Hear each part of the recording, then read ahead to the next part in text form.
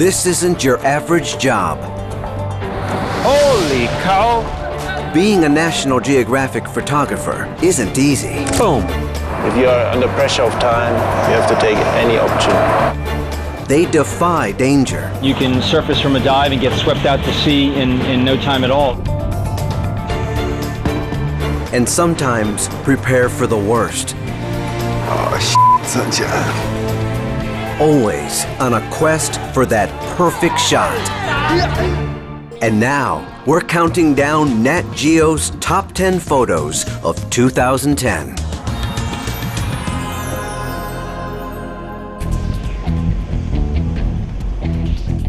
In the field, what a photographer experiences is immediate. Oh, man. They travel to the ends of the earth. Seems like the first step in a 1,000-mile journey.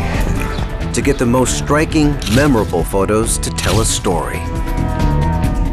Every year, we make about 1.5 million photographs, and roughly 1,000 appear on the pages of our magazine. What we would like to have happen with these top 10 photographs is for all of us to look at the photographs and understand this complex, fascinating world we live in and inspire people to take action and to make the world a better place for us all.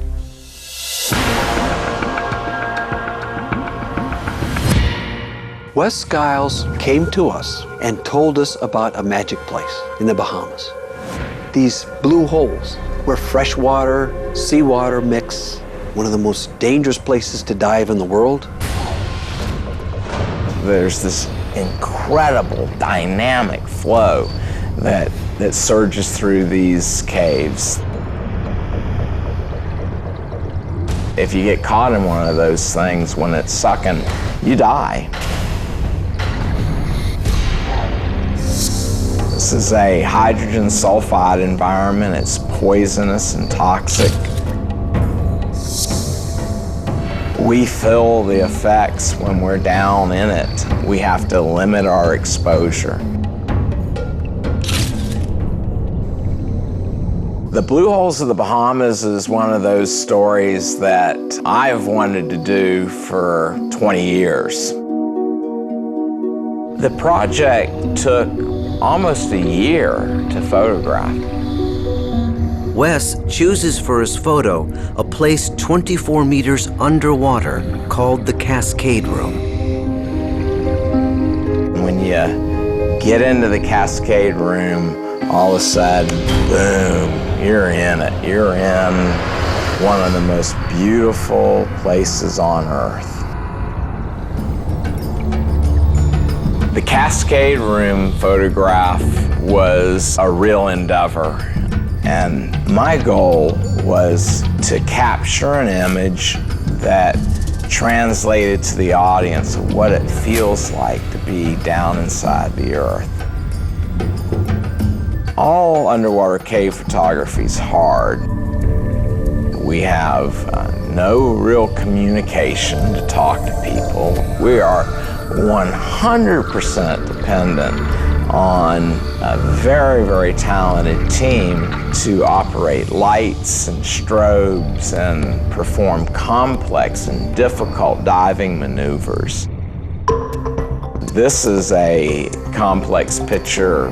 I had to figure out a way to do a transect line that will allow me to keep the camera at the same depth and keep it at the same angle in a cave. I had to find this spot that I could do this. I took it as a series of photographs.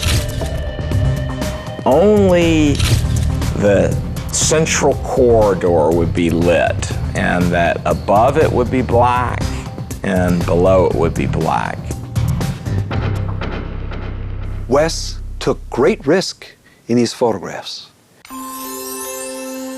The long, narrow composition as he stitched picture after picture together so thoughtfully to make this compelling image that captures the mystery. An assignment like this My photo count was 34,000 photographs. A great photograph is pure magic, and it's amazing how seldom it actually occurs. I chose Wes Skiles' picture because he takes us to a place we've never seen before. It's a celebration of the diversity of the world, and it's a celebration of exploration.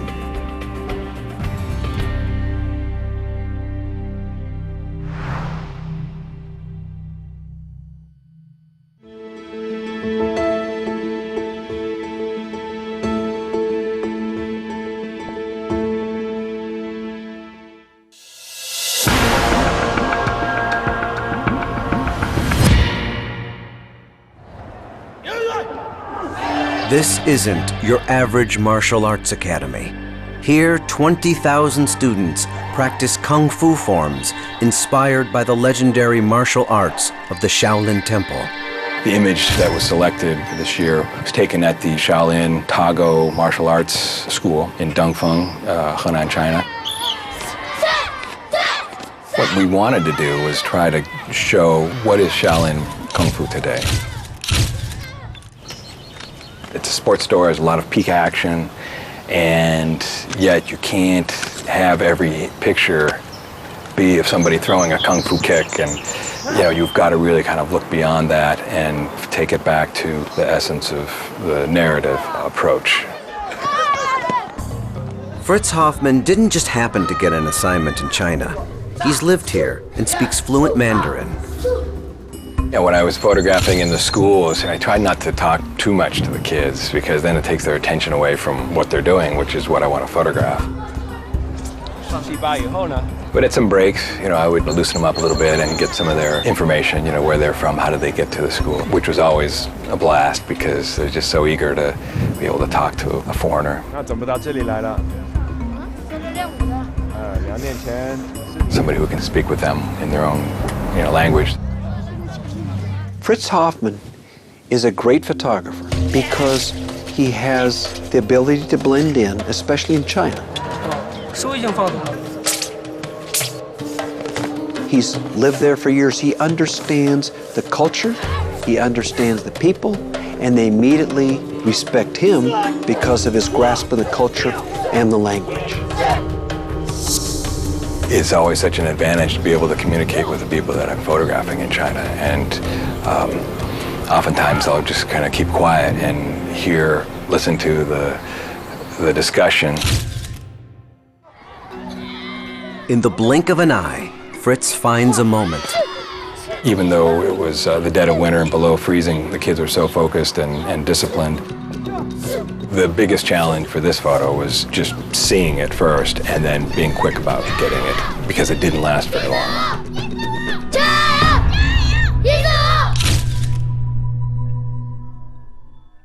What we're seeing in this image is the start of the class, start of the day for these students who are training. They have these staffs that they use for sparring with each other. But what they're doing here is they've warmed up, been through the warm-up exercises, and they're crouched there listening to their coach who's disciplining them for the previous day and just reminding them, what they need to work on to be a better student. It's a nice little moment, it reminds me of child's excitement about the life ahead, because you see that in their eyes, that this is my commitment to my life. I got about 2 frames on this and then just moved on to the next.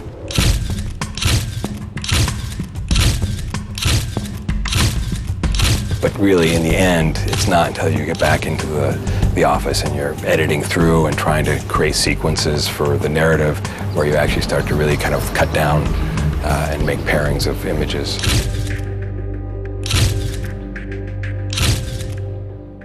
This photo transcends the article because of the honest, open expressions on the young men's faces with their staffs, the eagerness in their eyes, their anticipation of what they can learn. That becomes universal. That touches us all.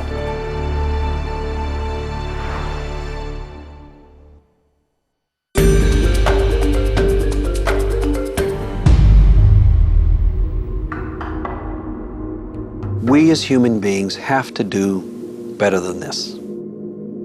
I looked at Mark Leon's photograph of an Asian black bear having bow removed, the bear's tranquilized, and I was shocked and saddened.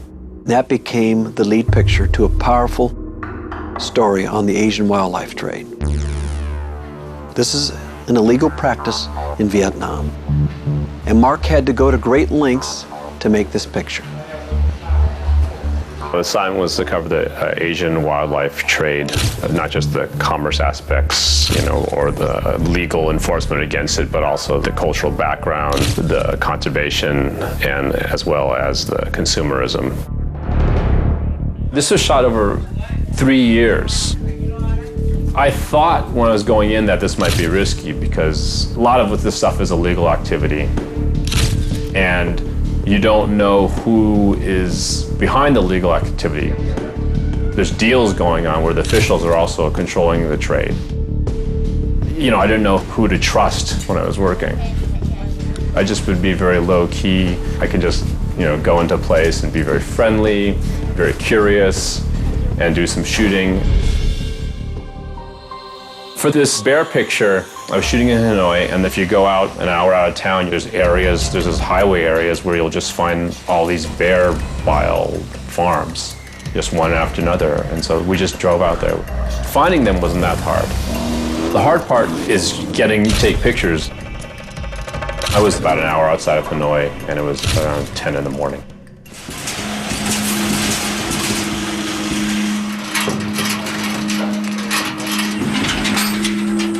When you go into these bear farms, the reason the bears are there is to be extracted for bile. They stick a tube in the gallbladder and they just pump out the bile. This bile is supposedly good for male impotence, for hangover cures, for liver disease. So the bear's in the cage, like 2 meters by 2 meters by 2 meters. They drag the bear towards the edge of the cage. And the bear, it's frightened, and so they stick a needle in its paw, and then 10 minutes later, the bear's out cold, and then they can drag it outside the cage. And they've had a small portable ultrasound machine. They put the jelly on, they're trying to look at the gallbladder with the ultrasound. So once they find the gallbladder, then they can stick the tube in, and then they pump it out for like 10 minutes, and all this yellow-green liquid comes out of the gallbladder and comes in a little bottle. After a certain point, the bear won't be doing this anymore, and then they kill them, and because also the bear body parts are also worth something on the market. If Mark went in as a National Geographic magazine photographer, he would under no circumstances get the picture of this black bear in this dire situation. Mark was at risk continually. You're dealing with organized crime, and to be discovered could make a situation that could be extraordinarily dangerous. This story helped clean up some corruption in Asia in the wildlife trade. It changed some legislation in some nations in Asia and made people really think about what kind of a relationship we want to have throughout the world with wild animals. When David Lichfarger came to us and said he wanted to do a series of stories on life in 1 cubic foot, I thought he must be mad. This isn't your average school of fish. He's got this green box, 1 foot by 1 foot by 1 foot by 1 foot. And he's going to take that into a coral reef, plunk it down underwater, obviously, and then he's going to see what passes through that box. And if it doesn't pass through the box, he doesn't photograph it. The idea of looking at a small place very closely and carefully comes from an Edward O. Wilson quote about it is possible to spend a lifetime on a Magellanic voyage around the base of a single tree. The idea is how much life can fit in your lap. The sort of predetermined size is 1 cubic foot. David photographs 1 cubic foot in 5 different places around the world. It's part of an unusual assignment for National Geographic magazine. It is a stainless steel 1/4-inch rod, welded, and it can be taken apart. So you can carry it up a tree or take it out on a coral reef. David sets up his cubic foot everywhere. We made a list of predetermined habitat types: a coral reef, a cloud forest canopy, a shrubland, some leaf litter, which we did in New York City in Central Park. You want to choose the best spot. And once I chose a spot, I'm sort of committed. Okay, so it's going to be something like this, except we're going to take off the bottom and sink it. It's intended to be kind of a representation of that cubic foot over the course of a normal day. To find the creatures in the soil, we took the soil sample and the leaf litter sample to the American Museum of Natural History, to the entomology department, and they helped us sort it out.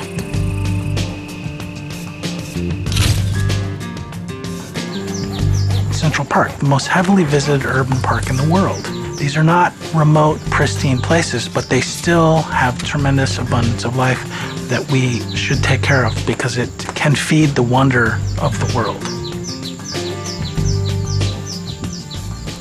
No matter where he is, the whole cubic foot mess has to be bagged and taken to a lab for further study and photography.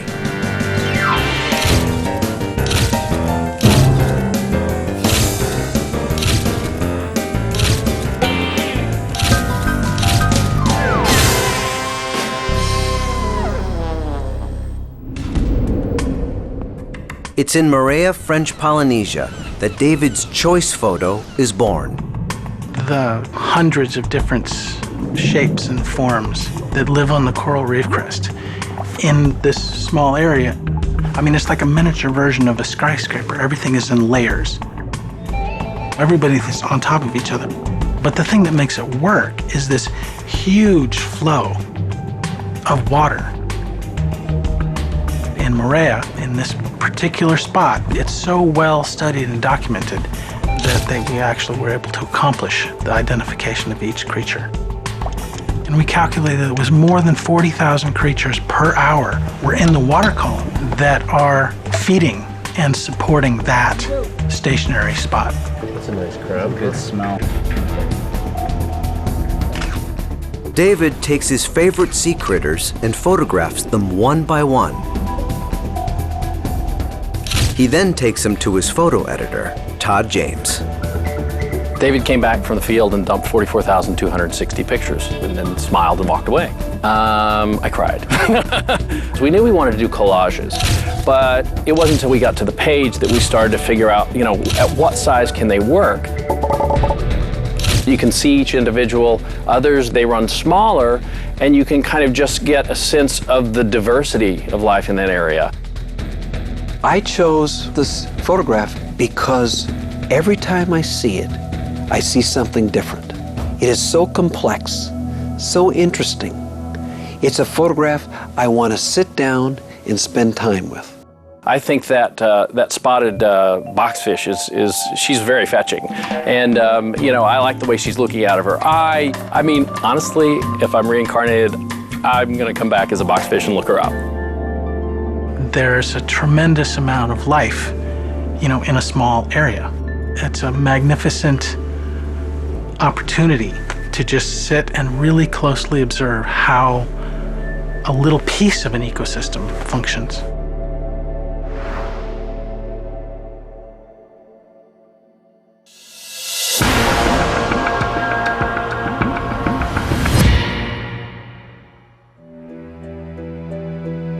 Imagine you're a woman or a child in northern Kenya. Every day of your life, you spend 8 to 12 hours a day just gathering water. That's all you do. And if you don't gather the water, your family goes thirsty. This particular story had to fit in a mix because of the water issue. It's playing a role within the mix of stories. So as a photographer, I needed to understand what that role was.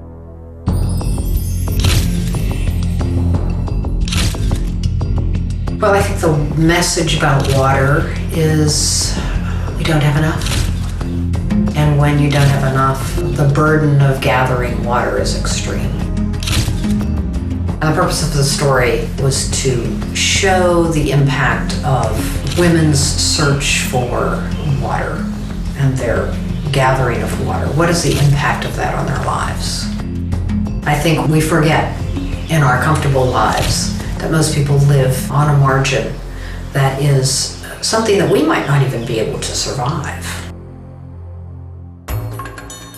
I think the women in their just everyday physical lives showed us all that it was an incredible burden on their lives. They are perceived as beasts of burden by the family, but they know this is how they'll live. They're gathering water from the age of 3, 4, as soon as they can walk.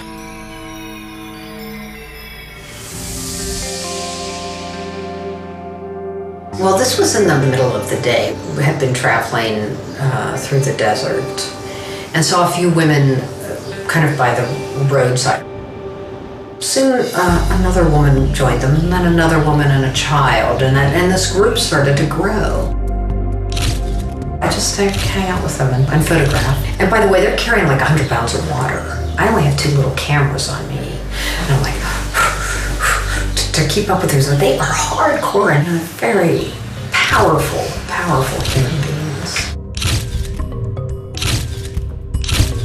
The women started to spread out to go to their individual villages. I thought, oh my God, this is the moment. You couldn't appreciate their burden and the kind of landscape that they have to trudge across every day. So by being higher, we could actually see what they're faced with. So I got on the roof of the car, and we very, very, very slowly followed and very quietly followed the ladies. So I was actually shooting from the roof of the car. Lynn can see a photo developing.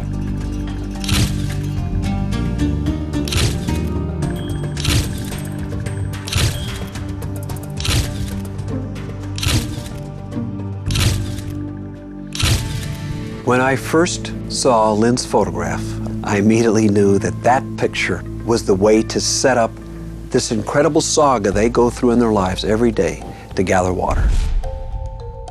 If she would have taken this in low, early morning, late evening, dramatic light, you wouldn't get that sense of harshness.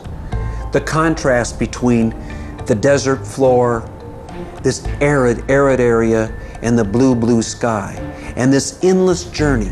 There's a feeling of endlessness of this picture, of a trek that just continues on and on and on, day after day after day, a trek of survival for the women and for their families.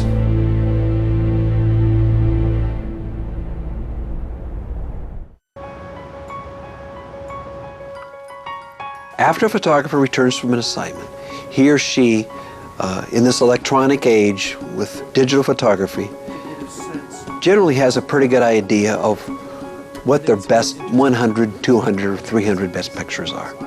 Everybody fine with lead picture? They've been talking with a picture editor. They'll sit down with that picture editor to develop a selection of photographs. Every photographer is assigned to a photo editor who guides the photographer on assignment. My name is Gail Fisher, and I'm a senior photo editor at National Geographic magazine. I edit lots of film, but there's also lots of logistics to deal with. We're working with photographers on proposals. There's a lot of research involved, and then you're working on several stories, and they're all in various stages of the game. So you might be in layout on one story, and maybe you're at an interim on another, and you have several photographers out in the field. A lot of times photographers will shoot anywhere from 13,000 to 15,000 images, and if it's natural history, the numbers are even a lot higher than that. As I'm editing, it's a very intuitive process. You're looking at these thousands of images as you're scanning through it. There are just images that literally jump off the computer screen. It's like the stars are aligned. Everything comes together. The light's right, the moment is right, it's layered. You look at it and it's a very complex image maybe. And the editing process, I move several hundred forward, and then from there I'll do a second edit, and maybe I'll do a third edit before I finally come up with 40 or 50 or 60 images I want to move forward. And within that process, you're looking for new information. You're looking to cut out the redundant images. It has to tell a narrative. National Geographic has a long-standing commitment to photograph indigenous cultures, especially indigenous cultures that are changing at a rapid pace. This photograph tends to get at the chaos, the incredible change that the Surrey people in this case are going through, but people all up and down the Omo River. And it's photographer Randy Olson's mission to capture it. The Omo River Valley is in southern Ethiopia. They're building a dam at the top of this valley that is going to take away their form of agriculture in 3 years. There are 20 million people north of this dam that are going to benefit, and there are 200,000 in this valley that are going to have their lives destroyed. The east-west component of the story is that there's an arms trade. There's arms coming out of the former civil war in Sudan, there's arms coming from Somalia, and this area in Ethiopia is right in the middle. This group of culturally distinct individuals will be starving and heavily armed in about 3 years. I feel when I walk into this village that I have American tattooed across my forehead, or I'm from Mars. When you're trying to work, when you're trying to explain to people why you're in their lives, you really need someone who they relate to, who can make them understand what it is that you're doing. Because of my fixer, my helper, I could be there for a couple of days and people would get comfortable and they'd go back about their business. Alcohol is a huge problem in this area. One of the things that happens when you start adding food aid into this picture, then every time they get a sack of sorghum, they have an opportunity to ferment it and they can literally be drunk year-round. All of these things add up to be a very volatile situation. This photograph is a woman with a large clay lip plate who has come into a bar. It's at the end of the last road into the Omo Valley. After you are in this town, you're just walking. And this woman is drinking honey beer, and she is pouring the last bits onto her lip plate and licking them off. She's just finishing off a beer. And what the scene going on outside this bar is that policemen with megaphones are going up and down the main street saying, please check your AK-47s at the police station.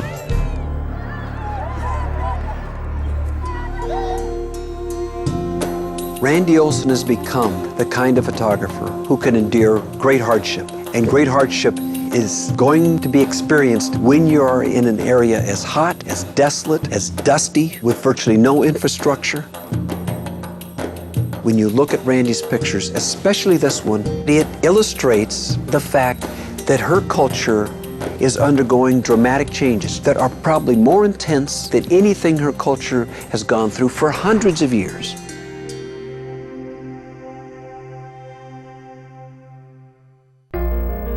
The first thing the photographer has to be careful of course, is bias. And even more important possibly than bias would be judgment. I selected Stephanie Sinclair's photograph of women who are members of the Fundamentalist Church of Latter-day Saints.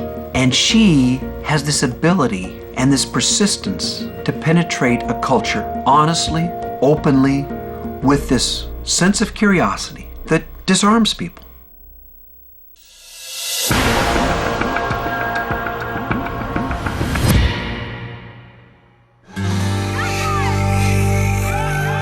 To get people to be open about their lives, you kind of have to be open about yours. There's actually about 38,000 polygamists that are kind of offshoots of the mainstream Mormon church. You'll tell me when to drop, right? It was very difficult to get them to trust me for either piece. And it really took a lot of listening. It took some time to get them to open up and talk to us without being defensive. Do you want to dry your hands? I come mother drying. Sure. My personal interest in it, that it was, beyond just polygamy. These people definitely did this for their religious beliefs. And so how far does that go, and how do we deal with that as a country? But today, everyone forgets the controversy and just has fun. It was a beautiful day, and it was like a whole big family thing where, everyone had ATV kind of vehicles. The destination, a zip line into the cold water of a stunning Arizona lake. This is definitely, being at the right place at the right time and having worked on a story long enough to have all of the elements come together for you. No.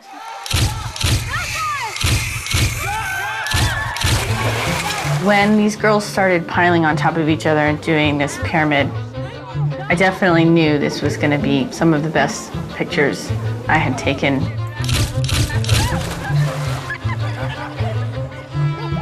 And particularly when the one girl was reaching up. It just kind of had almost like a biblical reference. You don't really know what she's reaching for.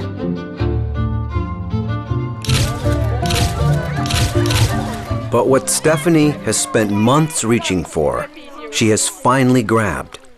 When Chris Johns sees this photo, he knows Stephanie has captured something special.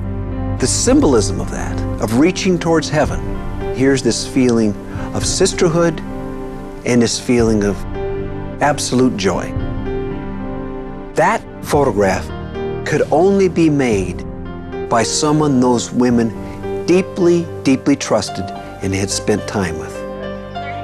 And Stephanie is one of those people who will spend months gaining that trust to come into a culture and reveal it in ways it's never been revealed before.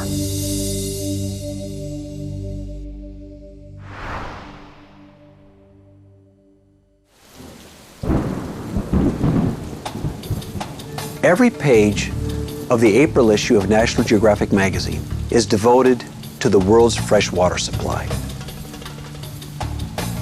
One place we had to go was the Middle East, where water is such an important part, not just of life, but of politics too. The Jordan River, for thousands of years, has been the lifeblood for many in the Middle East. We sent Paulo Pellegrin there, and we knew he would make the honest photographs we needed in this very combustible part of the world. This was actually my first assignment for the National Geographic. The Water Wars was a special issue that the Geographic did. I was asked to shoot on the Jordan River, which is sort of an important sort of source of fresh water. It's also a divided river, sort of 3 countries and 3 communities: the Israelis, the Palestinians, and the Jordanians.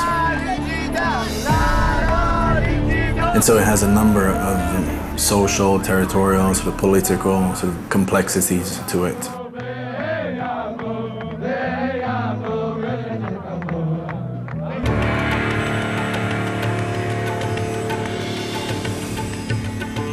Dead Sea has a strange, sort of nearly sort of metallic sort of quality to it.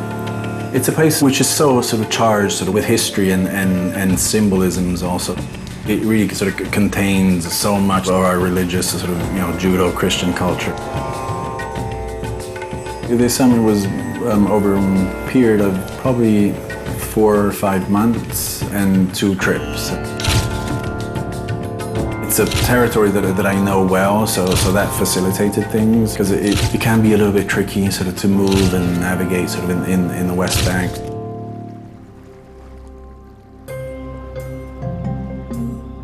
I took that picture sort of at the end of the day. The light was fading, and I was actually about to leave when this Palestinian family arrived, and 2 girls started entering the water. One of the girls entered, and she played a while sort of in the water. I was just there sort of photographing them for a while. So at one point it was just us, so it was quite beautiful sort of end of day, sort of with this magical sort of red light in this sort of very strange and beautiful sort of place.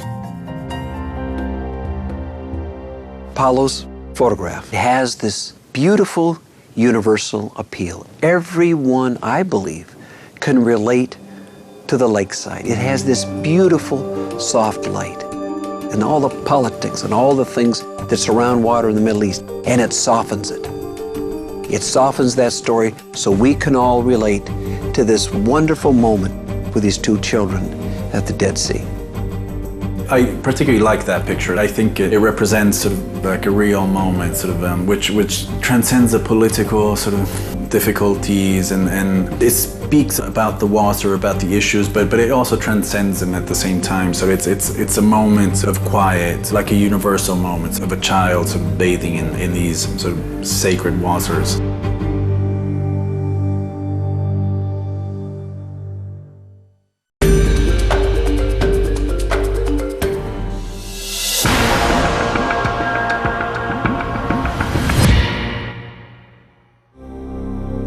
This particular story was primarily done in Cairo and at the Valley of the Kings in Luxor. I'm a photographer with National Geographic magazine, and I do a lot of work on the origin of civilizations. The hardest part of this was the access. In that tomb, deep underground, it's hot and sweaty and humid, and there was a great deal of stress in the situation. Kenneth's assignment is to photograph the mummies while scientists conduct DNA tests to identify the royal family.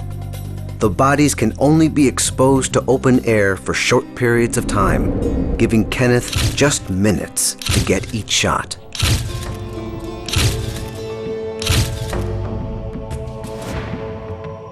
The total amount of time that we had with Queen T might have been 10 minutes. They would open the box, we'd get that mummy, we'd say done, and he'd be gone. We were finished, there's no backing up. We have to be really careful not to contaminate them or to reach into the box and touch them. So we'll prepare all of our lights ahead of time. It was in that side chamber, in the burial chamber, a little side room, where these 4 mummies were laying. When they took those mummies out, cleaned them up, and went to do the DNA test, they put them on the little wooden benches. And we came up with a lighting solution for that box. And then once we took that picture, we were stuck with that lighting scenario, regardless of what the other boxes looked like. We had to match that first picture.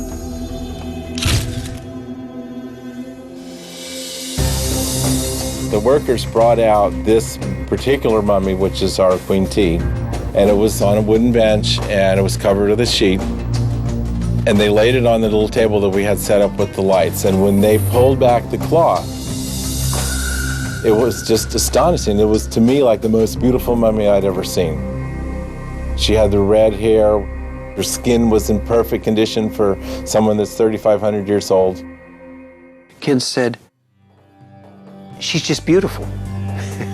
And of course, beauty is in the eyes of the beholder. I just wanted to stand there and stare at her and look at her, and then I thought, well, we better keep moving, we got work to do.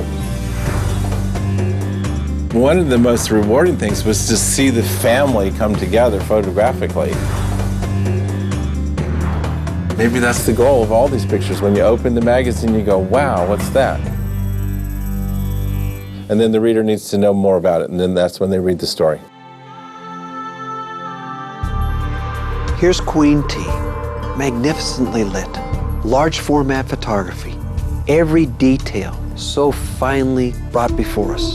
Who would have known she was Tut's grandmother? And to meet her in this way and then to discover through DNA what her relationship is with this incredibly famous person, King Tut, made this a picture we simply had to pick for the top 10.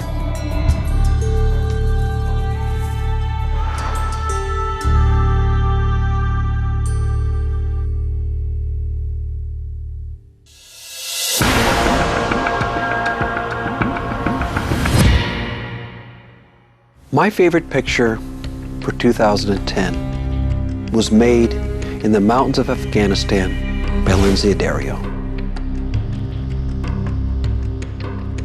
My assignment in Afghanistan was to photograph women in Afghanistan.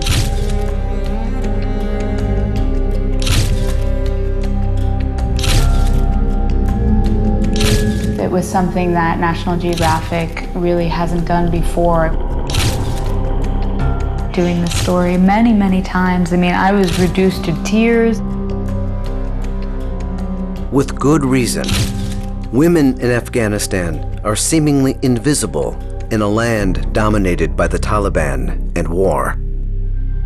You just repeatedly listen to women tell the story of how they've been beaten and how they set themselves on fire, and all I can do is tell their story.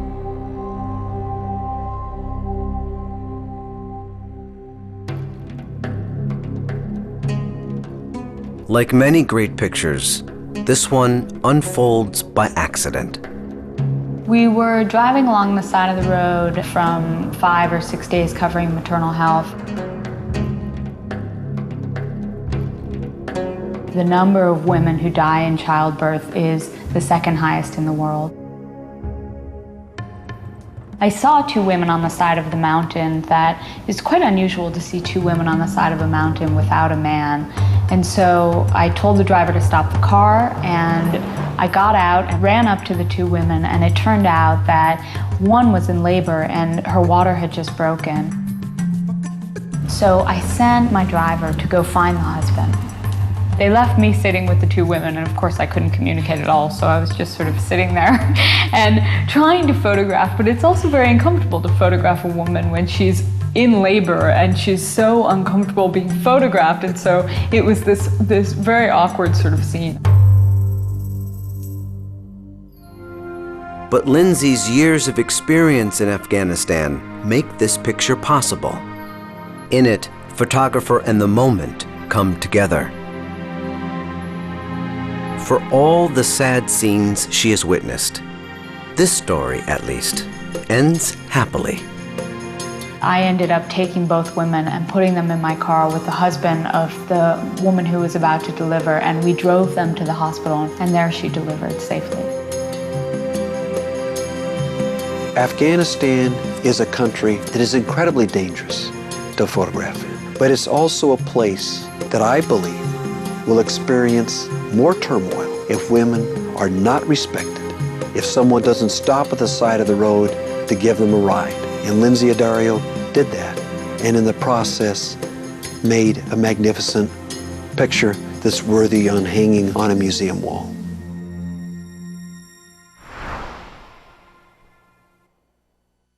What we want people to take away from the top 10 photos is an appreciation and an understanding of the world. And photography can do that as a universal language in a way that we really believe in. There's an old expression, tell me what you see, tell me what you feel. And that's what our photographers do superbly.